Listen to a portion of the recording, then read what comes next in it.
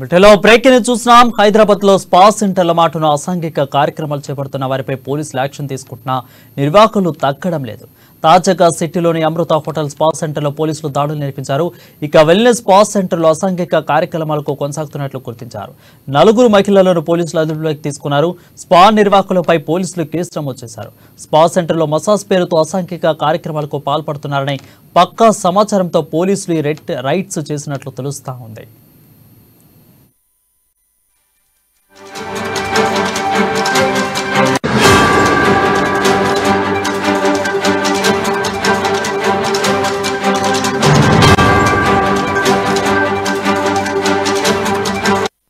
Breaking news చూస్తున్నాం. హైదరాబాద్ లో spa సెంటర్ల మాటున అసాంఘిక కార్యక్రమాలు చేపడుతున్న వారిపై పోలీసులు యాక్షన్ తీసుకుంటున్నా నిర్వాహకులు మాత్రం తగ్గడం లేదు.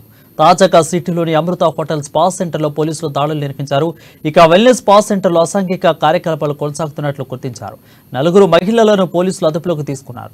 స్పా నిర్వాహకులపై పోలీసులు కేసు నమోదు చేశారు.